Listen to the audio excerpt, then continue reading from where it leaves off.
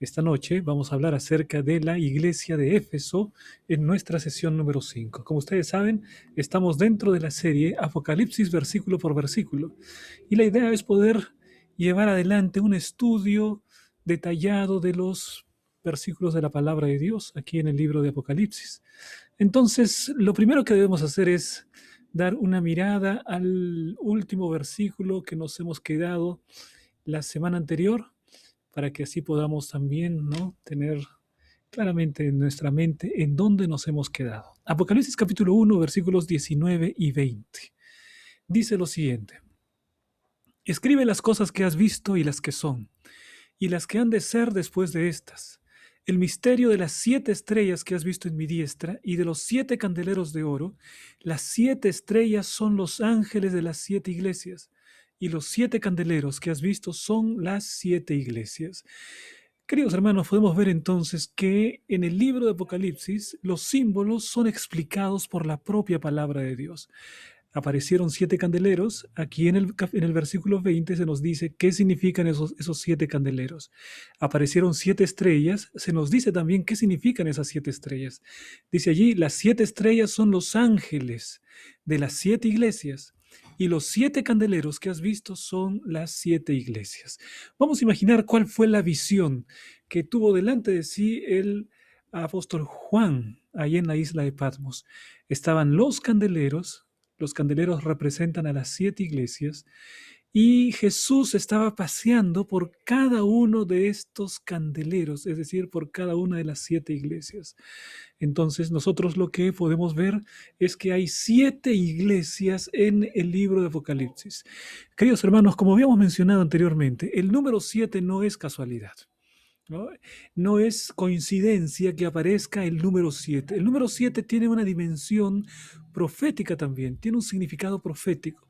Significa totalidad, significa perfección, significa que algo está pleno, algo está completo. Entonces, las 7 iglesias del Apocalipsis tienen también una dimensión profética. ¿Cuáles son esas 7 iglesias? Las 7 iglesias son Éfeso, Esmirna, Pérgamo, Tiatira, Sardis, Filadelfia y Laodicea. Esas son las 7 iglesias que encontramos en el libro de Apocalipsis. Ahora bien, vamos a encontrar también que hay, mis queridos hermanos, 3 dimensiones importantes en la interpretación del libro de Apocalipsis. ¿Y cuáles son estas 3 dimensiones? Primero, Apocalipsis fue dirigido para iglesias reales. Ahí en Éfeso habían hermanos, ahí en Esmirna habían hermanos, en Pérgamo, en Tiatira, eran personas reales. No eran personajes imaginarios. No, en cada uno de estos lugares había una iglesia, había líder de iglesia, había hermanos que pertenecían a esta iglesia, hombres, mujeres, niños. De manera que este mensaje, en primer lugar, fue entregado a los receptores originales. No llegó algún mensajero con el libro Apocalipsis y lo leyeron en Éfeso. Y después seguramente fueron a leerlo en Esmirna y después así en cada una de las 7 iglesias, ¿no? Porque hubieron receptores originales. Y estas iglesias tenían sus características especiales que vamos a ver en el estudio de cada una de estas iglesias. Entonces, la primera dimensión para entender el libro de Apocalipsis es que hubieron receptores originales. Hubo gente en Éfeso, en Esmirna, en Pérgamo, en Tiatira que recibieron estas cartas y que recibieron esperanza a través de los mensajes que el apóstol Pablo escribió por revelación de Jesucristo. La segunda dimensión que debemos tener en cuenta es la dimensión profética. Es decir, en la iglesia de Éfeso no solamente está constituida por el grupo de hermanos que asistían allí a la iglesia de Éfeso, sino que además la iglesia de Éfeso, porque estamos en un libro profético, representa un periodo de la iglesia cristiana. Las 7 iglesias representan 7 periodos de la historia de la iglesia cristiana. Desde Éfeso hasta el libro de la Odisea, nosotros tenemos toda la historia. Así que es necesario que podamos tener en cuenta esto porque al momento de hacer una interpretación vamos también a mencionar la dimensión profética de estas 7 iglesias. Y finalmente, mis hermanos, encontramos una tercera línea de interpretación. Esta tercera línea de interpretación es la aplicación actual. ¿Qué quiere decir esto? ¿Qué significan esas cartas para nosotros? No solamente para los lectores originales, no solamente para la dimensión profética, para el periodo específico de esa iglesia, no, sino que cada una de esas cartas tiene lecciones para nuestra vida, de aplicación para la iglesia y de aplicación personal. Por lo tanto, mi querido hermano, haces muy bien en haberte reunido en esta noche, porque el Apocalipsis tiene un mensaje para ti, y tiene un mensaje para tu vida, y tiene un mensaje para tu iglesia, y tiene un mensaje para tu familia. Es decir, hay un mensaje directamente del corazón de Dios hacia nuestro corazón en el libro de Apocalipsis. Entonces encontramos allí esas 3 dimensiones sobre las cuales vamos a trazar una interpretación. Primero, ¿qué significó el libro de Apocalipsis para los lectores originales? Después vamos a ver los periodos de Apocalipsis y qué significan esto a lo largo de la historia de la iglesia. Y finalmente vamos a hablar acerca de qué significa cada mensaje para nuestra vida en este tiempo, ¿no? Entonces así tenemos que avanzar para poder entender el mensaje del libro Apocalipsis. Bueno, aquí tenemos las 7 iglesias en este mapa, ¿no? La semana pasada hemos hablado dónde se encuentra esta región. Actualmente esta región se llama Turquía, ¿no? La capital de Turquía es Estambul. Bueno, estas ciudades de las 7 iglesias todavía se ven las ruinas. Han pasado prácticamente 2000 años desde que el apóstol Juan escribió estas cartas a los hermanos de estas iglesias. Y estas eran personas reales y eran ciudades reales, ¿no? Entonces estaban allí. Ustedes pueden ver que incluso hay un orden en el que las iglesias son presentadas en el libro de Apocalipsis. ¿Cuál es ese orden? Es el orden que un mensajero tendría cuando llevaría las cartas de iglesia en iglesia. El mensajero vendría desde el mar, porque Juan envía sus cartas desde Patmos, y Patmos era una isla. Así que el puerto, por eso es que la primera iglesia es Éfeso, la iglesia más cercana. Pero después de Éfeso, el mensajero iría hacia el norte, y en el norte encontraría la iglesia de Esmirna, y había un mensaje para la iglesia de Esmirna, ¿no? Y después iría más al norte todavía y entraría en Pérgamo, encontraría la iglesia del Pérgamo y daría un mensaje allí. Después iría a Tiatira, luego bajaría un poco hacia el sur, hacia Sardis, un poco hacia el este, a Filadelfia, y luego estaría con Hierápolis, pero Hierápolis no, Hierápolis no es de las 7 iglesias, sino de Filadelfia sería directamente a la Odisea, ¿no? También en Colosas había grupos de cristianos, pero bueno, Dios escoge 7 iglesias porque estas iglesias tienen características que el pueblo de Dios tendrá a lo largo de toda la historia, a lo largo de los periodos históricos. Entonces, esa era la ubicación que tenían mis hermanos las iglesias de Apocalipsis, ¿no? Éfeso es una ciudad que ahora alberga ruinas. Fue una ciudad esplendorosa, una de las más importantes ciudades de la cultura griega. Y en el en el tiempo del Imperio Romano, el templo de Diana de los Efesios fue considerada una de las 7 maravillas del mundo antiguo, ¿no? Un templo realmente fastuoso, era 3 veces más grande que el Partenón ahí en Atenas, una construcción que atraía a los visitantes, una construcción fastuosa. Ahora ya no hay sino solo ruinas, pero en su tiempo era el orgullo de la ciudad de Éfeso, y Éfeso era considerada una de las grandes ciudades del Imperio Romano. La palabra Éfeso significa deseable, y efectivamente, Éfeso era una ciudad deseable, una ciudad hermosa, una ciudad avanzada, tecnológicamente avanzada para su tiempo. La cultura, la ciencia, la educación estaban muy avanzados en esta ciudad, la ciudad de Éfeso, ¿no? Y de allí nosotros sabemos que hubo una iglesia que recibió las cartas del apóstol Juan desde el libro, desde la isla de Patmos. Ahora, mis hermanos, vamos a ver ahora la dimensión profética. Es decir, hubo una iglesia en Éfeso que recibió el mensaje, ¿no? Y esta iglesia fueron los lectores, los receptores originales. Ahora nosotros vamos a dar una miradita breve al periodo histórico de la iglesia cristiana al que corresponde la iglesia de Éfeso. Bueno, la iglesia de Éfeso corresponde al periodo apostólico, es decir, al tiempo en que los apóstoles estaban vivos, el primer periodo de la historia de la iglesia cristiana, y va desde la muerte de nuestro Señor Jesucristo en el año 31 después de Cristo hasta la muerte del apóstol Juan aproximadamente en el año 100 después de Cristo. Entonces es un periodo bastante largo de unos 70 años, ¿no? En el que Éfeso fue considerado el periodo apostólico. Fue un periodo de predicación del Evangelio. Fue un periodo de grandes esfuerzos misioneros. Éfeso es la iglesia de Pablo, Éfeso es la iglesia de Pedro, de los apóstoles, Éfeso es la iglesia de Juan. Literalmente fue la iglesia de Juan, porque Juan fue anciano de la iglesia de Éfeso aproximadamente a partir del año 62, ¿no? En esa época fue anciano de la iglesia de Éfeso durante un periodo, después fue enviado por Domiciano a la isla de Patmos preso, pero después regresó, después de unos 2 años regresó a ser anciano de Éfeso, hasta su muerte permaneció en Éfeso. Allí escribió el Evangelio según San Juan y las 3 epístolas de Juan, ¿no? O sea que las epístolas son escritas después del libro de Apocalipsis. De esta manera, mis hermanos, ustedes pueden ver, este es el primer periodo, un periodo que nosotros vamos a describir a continuación con la lectura de la palabra de Dios. Ahora, vamos a ver la estructura de las cartas. Las cartas tienen una estructura interesante. Lo primero que me presenta la estructura de las cartas es el nombre de la iglesia. Vamos a ver el nombre. En este caso es Éfeso, que significa deseable.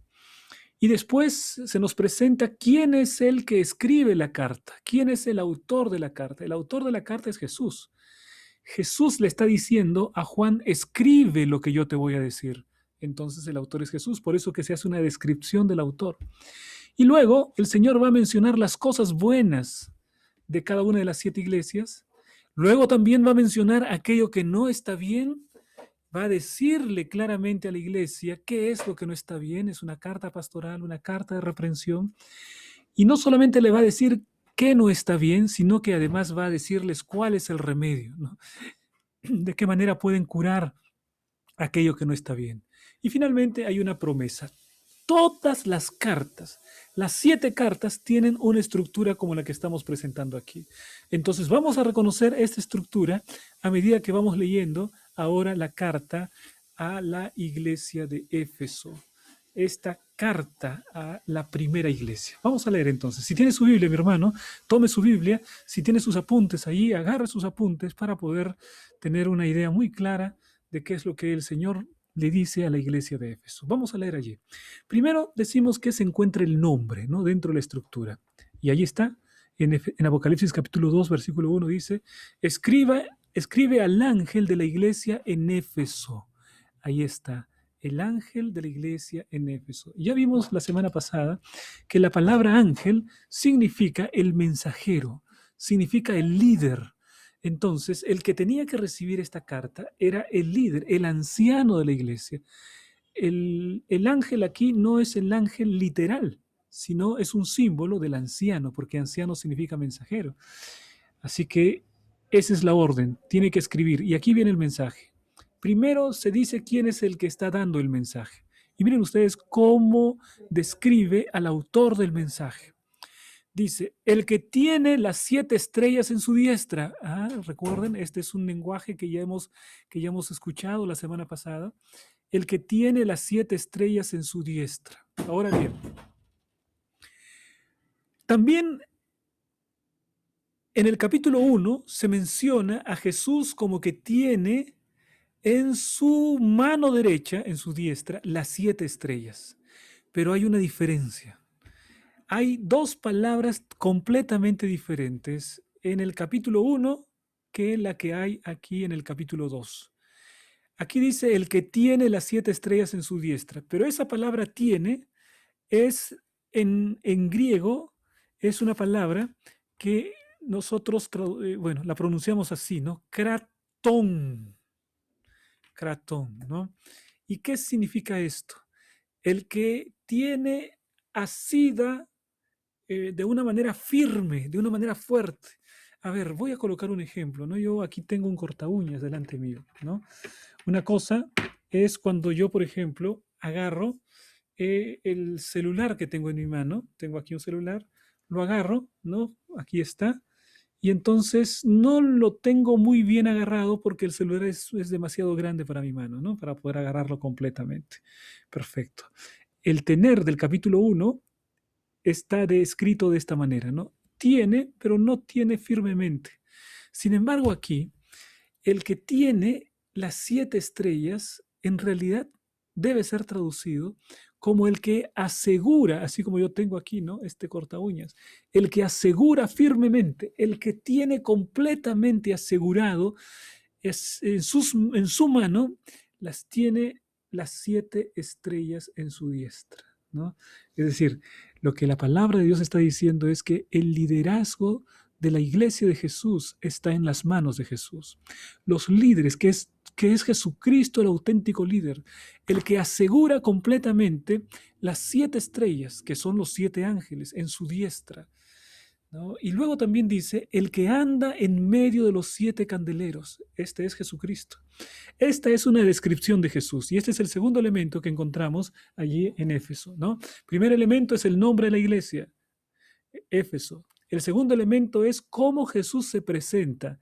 Y aquí se presenta de dos maneras. El que tiene las 7 estrellas en su diestra y el que anda en medio de los 7 candeleros. Ese es Jesucristo. Jesús anda en medio de los 7 candeleros. Es decir, Jesús está cuidando a su iglesia. Jesús tiene el liderazgo de su iglesia en su mano y camina alrededor de las iglesias. Camina en Éfeso, camina en Esmirna, camina alrededor. Cada uno de esos candelabros representa a una iglesia. Y entonces, si las iglesias, mis estimados hermanos, si las iglesias están representadas por estos candelabros, lo que la Biblia está mostrando es que Jesús está cuidando de su iglesia a lo largo de toda la historia, que está cumpliendo la promesa que Él ha dado, la promesa que está en Mateo capítulo 28. Esa promesa que dice, he aquí yo estoy con vosotros todos los días hasta el fin del mundo. Jesús paseándose por la iglesia de Éfeso, por la iglesia de Esmirna, Pérgamo, Tiatira, hasta la iglesia de la Odisea, me da un mensaje poderoso. Jesús está cuidando de su iglesia a lo largo de toda la historia. Por lo tanto, no tengas miedo a pesar de lo terrible que puedan ser las circunstancias. La iglesia ya pasó la experiencia de la persecución. La iglesia ya pasó la experiencia de enfrentar la apostasía. La iglesia ha pasado por momentos difíciles y Cristo siempre ha estado paseándose alrededor, es decir, ha estado en el control de la historia de la iglesia cristiana. Nosotros hemos dicho que este es el periodo de la iglesia apostólica, pero todavía el mensaje continúa. Y ahora el Señor empieza a describir las cosas buenas, ¿no? Mira qué interesante, apreciado hermano, que Dios siempre empieza hablando acerca de lo bueno. Él no es alguien que quiere criticar sin ninguna razón. Primero coloca en relieve las cosas buenas de esta iglesia, ¿no? Y entonces vamos a ver cuáles son las cosas buenas que Jesús encuentra en esta iglesia. Leemos desde el versículo 2 y el versículo 3 y vamos a analizar esta parte. Dice allí, yo conozco tus obras. Es una iglesia que tiene obras. Y tu arduo trabajo y paciencia. Es una iglesia que trabaja y que no puede soportar a los malos. Y has probado a los que se dicen ser apóstoles y no lo son. Y los has hallado mentirosos. Y has sufrido y has tenido paciencia. Y has trabajado arduamente por mi nombre y no has desmayado. Miren, mis hermanos, aquí encontramos algunas características preciosas de la iglesia de Éfeso. ¿Cuáles son estas características? Mira, lo primero que podemos encontrar es que esta es una iglesia que trabaja, ¿no? Porque dice el Señor, mira, yo conozco tu arduo trabajo y paciencia. Por otro lado, también es una iglesia que no puede soportar a los malos. Es decir, es una iglesia firme en relación con el pecado. Es una iglesia que señala cuáles son aquellas cosas que el Señor no soporta. Es una iglesia que está atenta a aquellas cosas que no se deben realizar, ¿no? El Señor dice, mira, yo conozco tus obras. El Señor tiene una mirada clara respecto de esta iglesia y en Éfeso. Entonces, esta es una iglesia que no puede soportar a los malos. Y aquí hay una de las características más lindas de esta iglesia, la iglesia de Éfeso. Dice lo siguiente, has probado a los que se dicen ser apóstoles y no lo son, y los has hallado mentirosos. En aquel tiempo, mis hermanos, había personas que se hacían pasar como apóstoles, que decían tener un mensaje que venía de Dios, que decían que ellos estaban con el evangelio verdadero. Y entonces esta iglesia tenía una madurez espiritual, tenía conocimiento doctrinario, de tal manera que no se dejaba llevar por cualquiera que decía un nuevo evangelio, ¿no? Siempre a lo largo de toda la historia, mis hermanos, han habido personas que han tratado de desviar al pueblo de Dios, de sacarlo de la verdad para poder engañarlo y llevarlo por caminos contrarios a la verdad. Por favor, mi querido hermano, estudia la palabra de Dios. Sé firme en relación con el conocimiento bíblico. Si no conoces la Biblia, entonces vas a poder ser engañado por aquellos que dicen ser apóstoles y no lo son. Una iglesia como la iglesia de Éfeso era una iglesia madura doctrinalmente. Era una iglesia que no se apartaba de las escrituras. Como conocía las escrituras, entonces probaba a los que se dicen ser apóstoles. Ah, venía alguien y empezaba a enseñar, empezaba a dar algunos mensajes, empezaba a dar mensajes contrarios y entonces ellos decían, a ver, muéstrame con la Biblia, ¿de dónde has sacado esa enseñanza? Y entonces la otra persona quería dar algún rodeo para tratar de dar y explicar su mensaje. Y entonces él dice, no, no me estés dando mensajes falsos. La Biblia no dice eso. Es decir, se trata de una iglesia que conocía la palabra de Dios y como conocía la palabra de Dios, tenía una sana doctrina, porque probaba a las personas que decían ser apóstoles y les preguntaba con la Biblia y les cuestionaba, y entonces cuando descubría que estaban mintiendo, los hallaba mentirosos. Qué fidelidad de esta iglesia, ¿no? Una iglesia que conoce, mis hermanos, es admirable la iglesia de Éfeso. Yo te pregunto, mi querido hermano, ¿tú puedes ser considerado como una persona firme en la doctrina? Puede ser considerado como alguien que conoce las escrituras y conoce la palabra de Dios, o puede ser que venga alguien enseñando cualquier otra cosa, enseñando un evangelio diferente. Hace algún tiempo atrás estaba escuchando que algunas personas dicen que Jesús va a venir en el año 2031, ¿no? Y entonces ellos dicen, bueno, hacen sus cálculos matemáticos, ¿no? Dicen, bueno, Elena de Huay dijo 6.000 años, entonces allí dice por cerca de 4.000 años, empiezan a sumar. Jesús murió en el año 31, entonces 2.000 años más, Jesús viene en el año 2031. Y la palabra de Dios nos ha dicho que el tiempo no será más, que ya no hay más profecías de tiempo. Y sin embargo, esas personas están queriendo formar nuevas profecías de tiempo. Y entonces, querido hermano, ¿tú serías capaz de probar a los que se dicen ser apóstoles y no lo son? ¿Tú serías capaz de descubrir dónde se encuentra la mentira en una argumentación de alguien que no es un verdadero apóstol del Señor? Querido hermano, tienes que ser como los hermanos de Éfeso. Tienes que probar a aquellos que dicen ser apóstoles. No creer de primera mano.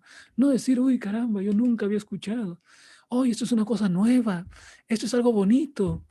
No, yo realmente en la iglesia no predican esto. Tienen que predicar en la iglesia. Querido hermano, todo está escrito. Todo está escrito en la palabra de Dios, está escrito en los libros del Espíritu de Profecía. Y si no los conoces, va a venir cualquier viento de doctrina y te va a llevar y te va a hacer volar como si fueses la hoja en la estación de otoño, de un lado para otro. Pero no era así la iglesia de Éfeso. Éfeso era una iglesia firme en la doctrina. Probaba a los que se dicen ser apóstoles y los hallaba mentirosos, porque ella conocía la doctrina, sabía la Biblia y no había persona que venga para engañarlos, porque ellos conocían la palabra de Dios. Qué lindo ejemplo, mi hermano. Que eso sea también un ejemplo para tu vida. Profundiza en la palabra de Dios, conoce la doctrina, ama la doctrina, profundiza en el espíritu de profecía, profundiza acerca de los eventos finales y conoce la palabra de Dios. Y entonces vas a poder descubrir cuando venga una falsa doctrina, porque estás bien fundamentado. Por eso la palabra de Dios dice que aquel que medita de día y de noche en la palabra del Señor, en la ley de Jehová, es como un árbol plantado junto a corrientes de agua, que da su fruto en su tiempo y su hoja no cae. Está firmemente plantado, está establecido firmemente en la verdad. Que esa sea tu experiencia, así como nuestros queridos hermanos de Éfeso. Qué linda cualidad, ¿no? Éfeso es una iglesia firme en la doctrina. Y ahora vamos a avanzar un poco más. ¿Qué otra característica tenía Éfeso? Dice la palabra de Dios, has sufrido y has tenido paciencia. Oh, queridos hermanos, Éfeso era una iglesia que estaba pasando por tribulación. Era una iglesia perseguida. Ya en el tiempo de los apóstoles, la iglesia era perseguida, ¿no es verdad? Y Éfeso representa justamente este periodo, una iglesia que ha sufrido. El propio apóstol Juan estaba en la isla de Patmos por causa de la predicación del Evangelio, había sufrido. El propio apóstol Pablo había sido apedreado, había sido azotado, había estado en la cárcel. Entonces es una iglesia apostólica, es una iglesia que sufre por causa de la palabra de Dios. Pero mira ahora, por favor, cómo ha reaccionado la iglesia de Éfeso frente al sufrimiento. Dice allí, has sufrido y has tenido paciencia. ¿Cómo reacciona la iglesia frente al sufrimiento, frente a la tribulación? ¿Cómo reacciona el Hijo de Dios frente a la tribulación? Dice aquí la palabra de Dios, has sufrido, pero has tenido paciencia. No dice allí, has sufrido y has perdido la fe. No dice allí, has sufrido y has perdido la confianza. No dice de esa manera. Dice, has sufrido, pero has tenido paciencia. Saben que en aquí la palabra paciencia tiene un sinónimo que quizá explique mejor el significado de esta frase. La palabra paciencia puede cambiarse por perseverancia. Y entonces la verdadera traducción más ajustada podría ser, y has sufrido, pero has perseverado. Y has sufrido, pero no has perdido la fe. Has sufrido, pero tu confianza en Dios permanece. Esa es otra lección de la iglesia de Éfeso. Queridos hermanos, vivimos en un tiempo en el que la iglesia está sufriendo, en que los líderes están sufriendo, en que incluso hasta los pequeños están sufriendo porque ven a sus padres preocupados. Hay familias que han perdido seres queridos, hay familias que han perdido el trabajo. Entonces se trata de una iglesia que está sufriendo también en nuestro tiempo. Yo te pregunto, mi querido hermano, ¿cómo es que tú reaccionas frente al sufrimiento? ¿Cómo respondes frente al sufrimiento? Porque de la manera como tú respondes frente al sufrimiento, es que allí se va a descubrir si realmente eres un hijo de Dios. Porque los hijos de Dios sufren y perseveran. Los hijos del Señor sufren y tienen paciencia.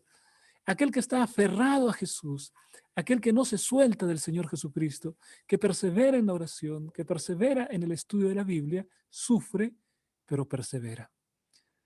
Hay muchos que están sufriendo. Posiblemente en este mismo momento, querido hermano, haya alguna persona que esté sufriendo y que incluso puede estar pasando por el momento más difícil de su vida.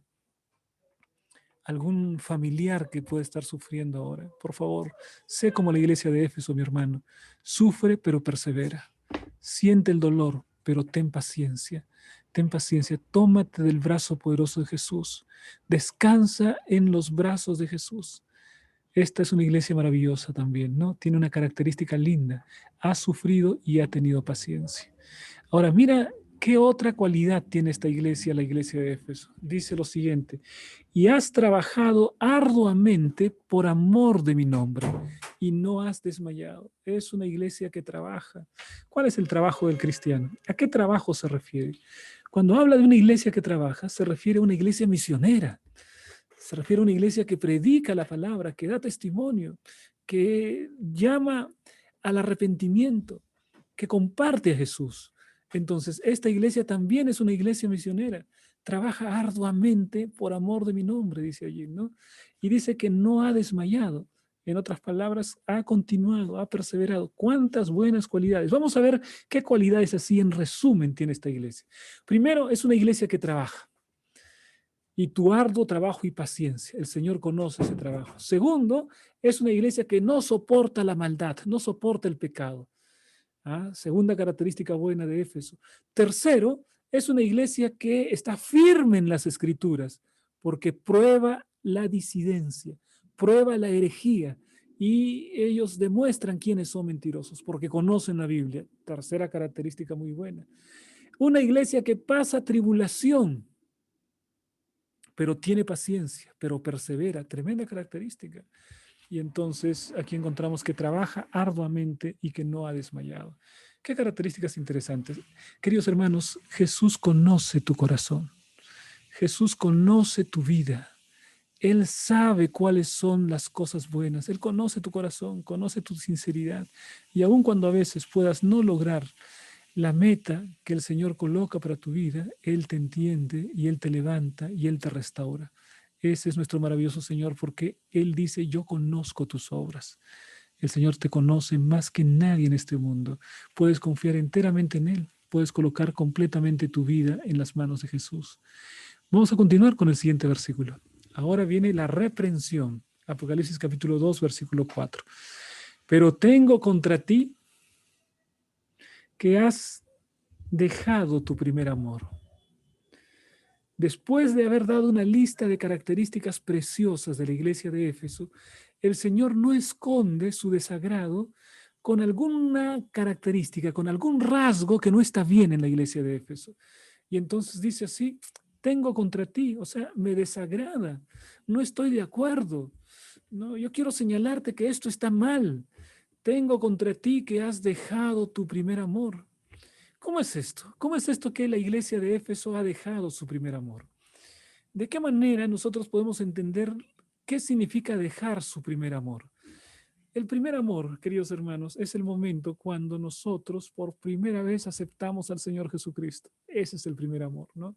Cuando uno conoce a Jesús y entonces le abre el corazón y entonces tiene el deseo de gritar que pertenece a Jesucristo, tiene el deseo de predicar la palabra de Dios, de leer la Biblia, de orar, está firmemente anclado en la persona maravillosa de Jesús. Jesús es su amor, Jesús es su pasión, ¿no? Y entonces eso es el primer amor, esos momentos de emoción cuando la ilusión del amor por Jesucristo gobernaba la vida del creyente.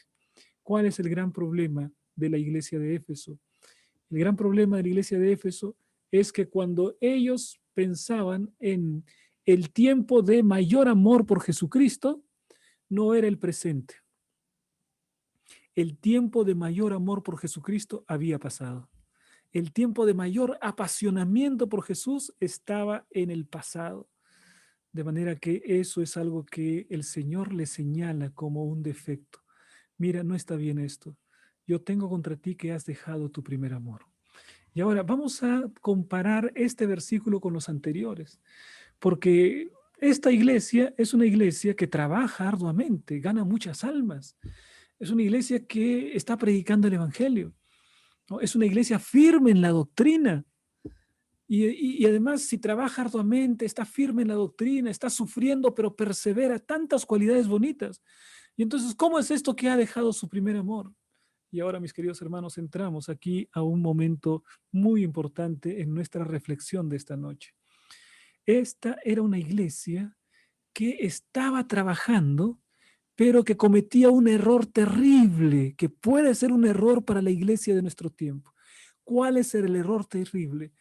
Él estaba trabajando para el Señor de la obra, pero no tenía al Señor de la obra en su corazón. Voy a repetir este concepto. Trabajaba para Jesús, que es el Señor de la obra. Tenía un arduo trabajo y paciencia y sin embargo había descuidado la comunión con ese Señor de la obra. ¿No? Trabajaban para el Señor, pero no tenían al Señor en el corazón. Puede ser que esto sea también una triste condición de nuestra iglesia en este tiempo. Es una iglesia misionera, es una iglesia que comparte la fe, que va a tocar las puertas. Es una iglesia que está haciendo lo posible. Hay un arduo trabajo. Los jóvenes trabajan, los niños, las mujeres, ¿no? Trabajan para predicar la palabra de Dios. Pero posiblemente sea una iglesia que esté olvidando su comunión con Cristo, que esté olvidándose de la persona maravillosa de Jesús. Y entonces es una iglesia que trabaja para el Señor de la obra, pero no tiene al Señor de la obra en el corazón. Esa es una triste condición. Esa es una triste situación. Ahora, mis hermanos, ¿qué características tiene una iglesia que ha dejado su primer amor? Este es el caso, mira. Esta iglesia de Éfeso ha dejado su primer amor, pero todavía trabaja. O sea, es un trabajo, pero que no lo hace por amor. Quizás está trabajando por rutina. Quizás está trabajando porque, bueno, el pastor está diciendo, ¿no? Quizás está, ¿cuál será la razón? Y entonces hay un arduo trabajo. Mira, esta es una iglesia que tiene la doctrina correcta, pero ha dejado su primer amor. Esta es una iglesia que tiene el sistema de adoración correcto, la ortodoxia, y sin embargo ha dejado su primer amor. Es una iglesia que tiene un gran conocimiento teológico y sin embargo el Señor Jesús le dice, has dejado tu primer amor. Es una iglesia con un gran trabajo misionero, pero Jesús le dice, has dejado tu primer amor. Es decir, tenía conocimiento teológico, sabía descubrir dónde se encontraba la herejía, dónde se encontraba la disidencia, porque es una iglesia firme en la verdad, pero es una iglesia que no tiene amor. Es una iglesia legalista, es una iglesia fría. ¿Por qué? Porque la motivación que tienen para el trabajo, para el conocimiento bíblico, no es el amor. Y entonces eso sí es algo terrible, ¿no? Porque están sustituyendo su trabajo por el amor a Jesús. Piensan que el trabajo es la comunión con Cristo. No. Puedes trabajar, puedes adorar, puedes cantar, puedes estudiar, pero nada de eso sustituye la presencia de Cristo en tu corazón. El cristiano no puede nunca dejar que su amor por Jesucristo se apague. Nunca puede ser que el amor por Jesucristo sea apenas de tiempo pasado. Nunca puede dejar su primer amor. Esta es una iglesia que trabaja, mi hermano. Una iglesia que adora. Una iglesia que predica. Y sin embargo, una iglesia que ha dejado su primer amor. Qué triste es la condición, ¿no? Saben, queridos hermanos, una iglesia que realmente conoce al Señor debe conocer teológicamente, conocer Biblia. Es muy bueno eso. Y la iglesia también debe tener una correcta adoración y eso está bien y nunca debe ser de otra manera. Y la iglesia tiene que trabajar y eso está bien, pero nada de eso puede sustituir la comunión con Cristo. Nada de eso puede sustituir el amor por Cristo en nuestro corazón. El trabajo misionero no sustituye tu experiencia de comunión con Cristo. Eso es lo que pasaba con esta iglesia. Salía tempranito corriendo para predicar, pero se olvidaba de pasar tiempo con Jesús, porque había dejado su primer amor. Esta es la triste condición de la iglesia de Éfeso, ¿no? Querido hermano, Dios quiere tu adoración y Dios quiere tu trabajo misionero y Dios quiere tu conocimiento teológico, pero si todo eso no está acompañado de un verdadero amor por Jesucristo, entonces nada de eso tiene auténtico valor. Lo único que tiene valor es la presencia de Jesús en tu corazón. Con Jesús en tu corazón la doctrina tiene sentido. Con Jesús en tu corazón la profecía tiene valor. Con Jesús en tu corazón la enseñanza, la predicación, la caridad, todo tiene su lugar, pero con Jesús en tu corazón. Habiendo sacado a Jesús del corazón, nada de eso tiene verdadero significado. Todo se convierte en rutina y monotonía y no hay verdadera experiencia cristiana. No hay verdadero cristianismo cuando Jesús no está en el corazón del cristiano. Y ahora, mis hermanos, en la antigua ciudad de Éfeso todavía quedan unas ruinas interesantes, ¿no? Esta es la biblioteca de Celso, que fue construida más o menos en el siglo II después de Cristo. Y estas son las ruinas de aquella gran biblioteca. En su tiempo fue la tercera biblioteca más importante del mundo. La primera fue la biblioteca de Alejandría. La segunda era la de Pérgamo. Y la tercera biblioteca más importante del mundo en aquel tiempo era la biblioteca de Éfeso. Y estas son las ruinas de esa gran biblioteca. Pero hay algo interesante. Las ruinas solamente nos muestran la parte de al frente, nos muestran nada más la fachada. En cambio, la parte de atrás, toda la estructura está derrumbada. Toda la estructura está detrás, solamente la fachada. Esto era la iglesia de Éfeso. Trabaja bonito, adoración maravillosa, conocimiento tremendo, pero falta amor, entonces no hay sustento. Era solamente fachada, era solamente un cristianismo exterior. No había un verdadero sustento porque habían perdido su primer amor, y esta es la realidad de la iglesia de Éfeso. Sin embargo, mis hermanos, Cristo no solamente él señala cuál es el error, sino como el gran médico divino, él lo que hace también es mostrar cuál es el remedio. ¿Cuál es el remedio? Y entonces en el versículo 5 vemos el remedio que ofrece nuestro Señor Jesús. Le dice lo siguiente, aquí viene el remedio, aquí viene la receta, ¿no? Recuerda, por tanto, de dónde has caído y arrepiéntete y haz las primeras obras. ¿Cuál era el señalamiento que hace Jesús acerca de aquello que le desagradaba de Éfeso? Ha dejado su primer amor, ¿no? Y ahora, ¿cuál es el remedio? El remedio le dice, por tanto, recuerda, es decir, dirígete hacia el pasado, ubica el momento exacto en el que perdiste tu primer amor y renueva completamente tu vida y arregla eso. Recuerda de dónde has caído y arrepiéntete y haz las primeras obras. Es decir, aquello que hacías antes no puede quedar en el pasado. Ese amor ese amor que tenías por Jesús no puede quedar en el pasado, tiene que actualizarse, tiene que ser permanente. Haz las primeras obras.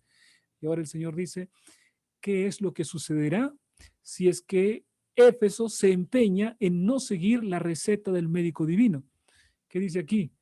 Pues si no, es decir, si no te arrepientes y si no haces tus primeras obras, si no regresas a tu primer amor, ¿cuál será la consecuencia? Pues si no, vendré pronto a ti.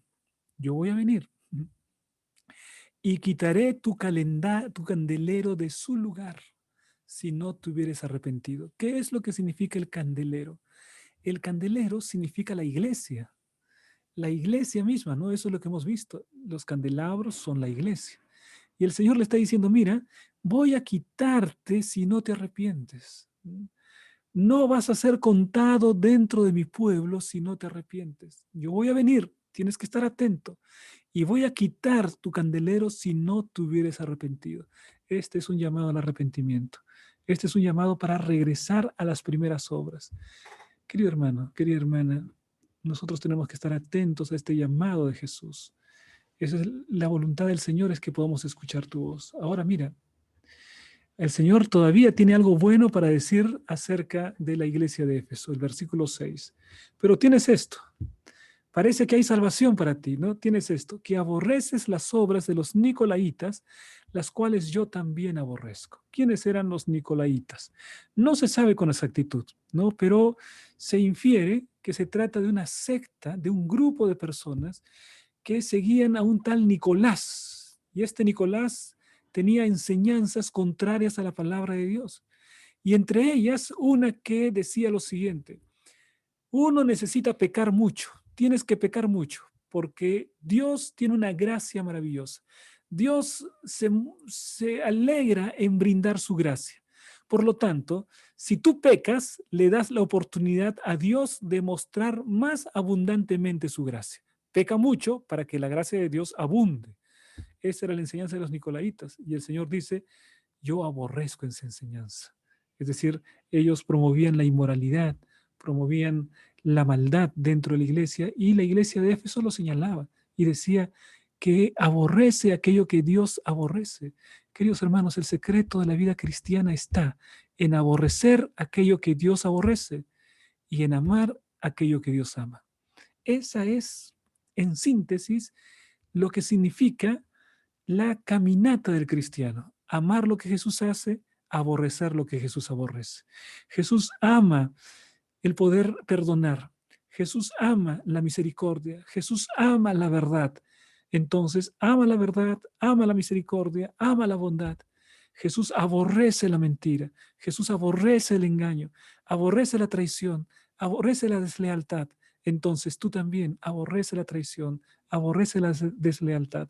El secreto de la vida cristiana, mis hermanos, está en amar lo que Dios ama y aborrecer lo que Dios aborrece.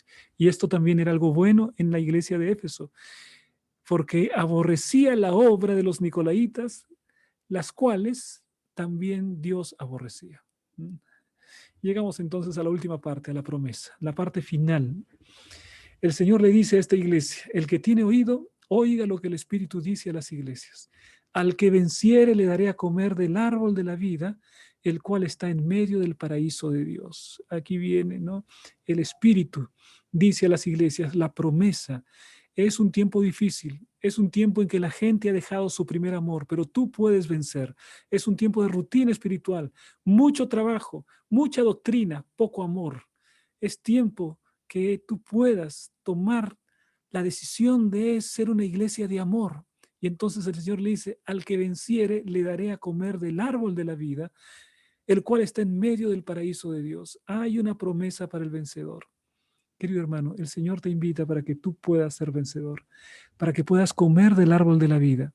Los redimidos son los que comen del árbol de la vida. El Señor está diciendo: al que venciere le voy a dar la vida eterna, porque comer del árbol de la vida significa tener la vida eterna. Y entonces el Señor dice: mira, si tú vences, te voy a dar de comer del árbol de la vida, ¿no? Si tú superas esta situación de haber perdido tu primer amor, te arrepientes y vences, voy a, voy a darte de que comas del árbol de la vida. Y ese árbol de la vida está en medio del paraíso de Dios. Es decir, serás parte de los redimidos. Gozarás con Cristo por la eternidad. Hay una promesa linda para el vencedor. Mi querido hermano, mi querida hermana, que el Señor pueda hacer de tu vida una vida de victoria, una vida que realmente pueda ser inspiración para todos. Y de esta manera, mis hermanos, que cada uno de nosotros pueda tener un lugar en la patria celestial, que podamos comer de las hojas, del fruto del árbol de la vida y morar con Jesús por la eternidad. Vamos a hacer una oración para terminar nuestro estudio de esta noche. Vamos a orar. Padre nuestro que estás en el cielo, santificado sea tu nombre. Gracias, Señor, por el estudio de esta noche. Cuántas cosas que necesitamos aprender.